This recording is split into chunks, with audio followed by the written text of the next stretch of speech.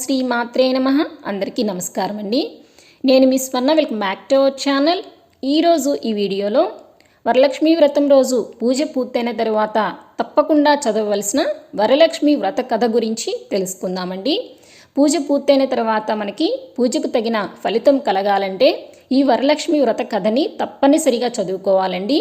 అలా చదవలేని వారు ఆడియో విన్నా కూడా సరిపోతుంది. వీడియోలోకి వెళ్ళబోయే ముందు ఒక చిన్న రిక్వెస్ట్ అండి. మన ఛానల్ని ఎవరైనా ఫస్ట్ టైం చూస్తున్నట్లయితే తప్పకుండా సబ్స్క్రైబ్ చేసుకోండి. పక్కనే ఉన్న బెల్ ఐకాన్ కూడా యాక్టివేట్ చేసుకున్నారంటే నేను ఎప్పుడు ఏ వీడియో అప్లోడ్ చేసినా మీకు నోటిఫికేషన్ వస్తుందండి. ఇంకా ఆలస్యం చేయకుండా వీడియోలోకి అయితే వెళ్ళిపోదాము. చేతిలో కొన్ని అక్షింతలను ఉంచుకొని కథ చదవటం అనేది ప్రారంభించాలి. హిందూ స్త్రీలు తమ సౌభాగ్యాన్ని కాపాడుకోవటానికి తగిన మార్గాన్ని ఉపదేశించమని పార్వతీదేవి శివుణ్ణి కోరిందట. అప్పుడు పరమశివుడు వరలక్ష్మి వ్రతాన్ని గురించి తెలిపినట్లు వేద పండితులు తెలుపుతున్నారు. సూత మహాముని పూర్వము సౌనికాది మునులను చూసి ఇలా అన్నాడు: ఓ మునీశ్వరులారా, స్త్రీలకు సర్వ సౌభాగ్యములు కలుగు వ్రతం ఒకటి పూర్వము శివుడు పార్వతికి చెప్పాడు. దానిని చెప్తాను వినండి.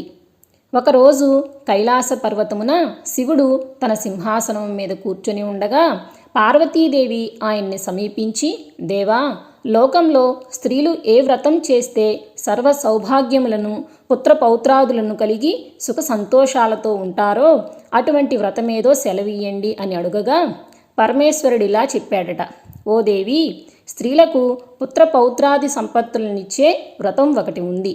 దాని పేరు వరలక్ష్మి వ్రతం. ఆ వ్రతమును శ్రావణ మాసంలో శుక్లపక్ష పూర్ణిమకు ముందుగా వచ్చే శుక్రవారం రోజున చేయవలెను. పార్వతీదేవి, నాథా, ఆ వరలక్ష్మి వ్రతమును ఎలా చేయాలి? ఏ దేవతను పూజించాలి? ఏ విధంగా చేయాలి? దీనిని ఎవరైనా ఇంతకు ముందు చేశారా? ఆ వివరములన్నీ చెప్పండి అని అడుగగా శివుడు పార్వతీదేవిని చూసి, ఓ కాత్యాయని, వరలక్ష్మి వ్రత విశేషాలు చెప్తాను విను అని అన్నాడు. పూర్వము మగధ దేశమున కుండినమనే ఒక పట్టణం ఉంది. ఆ పట్టణము నిండా బంగారు ప్రాకారములు, బంగారు గోడలు గల ఇళ్ళు ఉన్నాయి. అందులో చారుమతి అనే ఒక బ్రాహ్మణ స్త్రీ ఉన్నది. ఆమె పతియే ప్రత్యక్ష దైవముగా భావించి తెల్లవారుజామునే లేచి స్నానం చేసి పతిదేవుణ్ణి పువ్వులతో కొలిచిన తరువాత అత్తమామలకు అవసరమైన అనేక సేవలు చేసి ఇంటి పనులన్నీ ఓర్పుతో నేర్పుతో చేసుకుంటుండేది. అందరితో ప్రియంగా మితంగా మాట్లాడుతుండేది. గెయ్యాళిగా కాకుండా ఇంత అణుకువగా ఉన్న ఆ మహాపతివ్రతను చూసి మహాలక్ష్మికి ఆమె మీద అనుగ్రహం కలిగింది. ఒకరోజు ఆ మహా ఇల్లాలికి కలలో ప్రత్యక్షమై మహాలక్ష్మీదేవి ఇలా చెప్పింది: ఓ చారుమతి, నేను వరలక్ష్మీదేవిని. నీ నడవడిక చూసి నాకు నీ మీద అనుగ్రహం కలిగి నీకు ప్రత్యక్షమయ్యాను. శ్రావణ మాసంలో శుక్లపక్ష పూర్ణిమకు ముందుగా వచ్చే శుక్రవారం రోజు నువ్వు నన్ను పూజించితే నీకు కోరిన వరములిస్తాను. అలా ప్రత్యక్షమైన అమ్మవారిని చూసి ఎంతో మురిసిపోయిన చారుమతీదేవి కలలోనే వరలక్ష్మీదేవికి ప్రదక్షిణ నమస్కారములు చేసి అనేక విధములైన స్తోత్రాలను కూడా చేసిందట. ఓ జగజ్జనని, నీ కటాక్షంబు కలిగితే జనులు ధన్యులవుతారు, విద్వాంసులవుతారు, సకల సంపన్నులవుతారు. నేను పూర్వజన్మలో చేసిన పూజాఫలం వల్ల నీ దర్శనం నాకు కలిగింది తల్లి అనగా వరలక్ష్మీదేవి సంతోషం చెందింది. ఆ వెంటనే మెలకువ వచ్చి నాలుగు వైపులా చూస్తే చారుమతికి వరలక్ష్మీదేవి కనపడలేదు. అప్పుడు ఆమెకు అర్థమైంది తాను కలగన్నానని. వెంటనే భర్తని అత్తమామల్ని లేపి చెప్పగానే వాళ్ళు కూడా చాలా సంతోషించారు. ఈ స్వప్నము చాలా ఉత్తమమైనది. దేవి ఆనతి ప్రకారం నువ్వు తప్పకుండా ఆ వ్రతం చేయి అన్నారు. ఈ విషయం చారుమతి తన ఇరుగు పొరుగున ఉన్న స్త్రీలకు కూడా చెప్పింది. వాళ్ళు చారుమతి ఎంతో ఉత్కంఠతో శ్రావణమాసం ఎప్పుడొస్తుందా అని ఎదురు చూడసాగారు. వారు ఎంతో ఎదురు చూసిన పౌర్ణమి ముందు శుక్రవారం రానే వచ్చింది. ఈ రోజే కదా వరలక్ష్మీదేవి చెప్పిన రోజని ఎంతో ఉత్సాహంతో చారుమతి మొదలగు స్త్రీలందరూ పూజకు ఉపక్రమించారు. ప్రాతకాలమే లేచి తలారా స్నానం చేసి పట్టుబట్టలను కట్టుకున్నారు. చారుమతి ఇంట్లో అందరూ చేరారు. అక్కడ ఒక ప్రదేశంలో గోమయంతో అలికారు. ఒక మండపం ఏర్పాటు చేశారు. దాని మీద ఒక ఆసనం వేశారు. ఆసనం పైన కొత్త బియ్యం పోసి మర్రిచిగుళ్ళు, మామిడాకుల అలంకారంతో కలశం ఏర్పాటు చేశారు. అందులోకి వరలక్ష్మీదేవిని ఆవాహన చేశారు. చారుమతి మొదలగు స్త్రీలంతా ఎంతో భక్తి శ్రద్ధలతో పూజ చేశారు.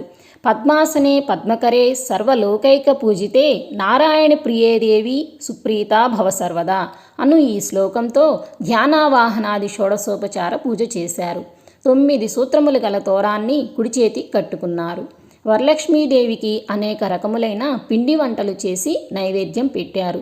దాని తరువాత ప్రదక్షిణం చేస్తుండగా ఆ స్త్రీలందరికీ గల్లుగల్లుమని శబ్దం వినపడింది. వెంటనే తమ కాళ్లకు చూసుకుంటే గజ్జెలు మొదలైన ఆభరణములు కనిపించాయి. చారుమతి మొదలైన స్త్రీలంతా వరలక్ష్మీదేవి కృపాకటాక్షములు కలిగాయని ఎంతో మురిసిపోయారు. రెండో ప్రదక్షిణం చేయగానే చేతులకు దగదగలాడే నవరత్నాలతో కూడిన కంకణములు మొదలైన ఆభరణములు కనిపించాయి. ఇంకా వాళ్ళ ఆనందం ప్రత్యేకించి చెప్పేదేముంది. మూడవ ప్రదక్షిణం పూర్తి కాగానే ఆ స్త్రీలంతా సర్వభూషణాలంకృతులయ్యారు. చారుమతి మొదలైన ఆ స్త్రీల ఇళ్లన్నీ స్వర్ణమయాలయ్యాయి. వాళ్ళకి రథగజ తురగ వాహనాలు ప్రసాదింపబడ్డాయి. చారుమతి ఇంటి నుంచి ఆ స్త్రీలను తీసుకుపోవడానికి వారి వారి ఇళ్ల నుంచి గుర్రాలు, ఏనుగులు, రథాలు, బండ్లు వచ్చాయి. ఆ స్త్రీలు చారుమతి కలిసి వారి చేత శాస్త్ర ప్రకారం పూజ చేయించిన బ్రాహ్మణోత్తమునికి గంధం, పుష్పం, అక్షంతలతో పూజించి 12 కుడుముల వాయనమిచ్చి దక్షిణ తాంబూలాలిచ్చి నమస్కరించారు. బ్రాహ్మణుడు వారిని ఆశీర్వదించారు. వరలక్ష్మీదేవికి నైవేద్యంగా పెట్టిన పిండి వంటలను బంధుమిత్రులతో తిని తమ కోసం వచ్చిన గుర్రాలు, ఏనుగులు మొదలైన వాహనాలలో వారి వారి ఇండ్లకు బయలుదేరారు. వారు త్రోవలో చారుమతి భాగ్యమును తమ భాగ్యమును ముచ్చటించుకుంటూ వెళ్ళారు. లక్ష్మీదేవి తనంతట తానే స్వప్నంలో వచ్చి ప్రత్యక్షమవటమంటే మాటలా? చారుమతి ఎంతటి అదృష్టవంతురాలు అనుకున్నారు. చారుమతికి ప్రత్యక్షమైన విధానం తన మటికే దాచుకొని తను ఒక్కతే పూజ చేయకుండా తమ అందరికీ చెప్పి తమకి కూడా ఇంతటి సౌభాగ్యం కలగజేసిన చారుమతి ఎంతటి పుణ్యురాలు. అలాంటి ఆమె పరిచయం కలిగి ఉండినా తామెంత భాగ్యవంతులం అని ఎంతో మురిసిపోయారు.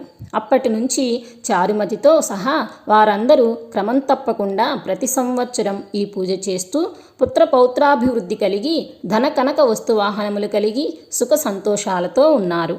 కావున ఓ పార్వతి, ఈ ఉత్తమమైన వ్రతమును చేస్తే, అలా ఎదుటివారికి చెప్పి చేయిస్తే సర్వ సౌభాగ్యములు కలిగి శుభముగా ఉంటారు.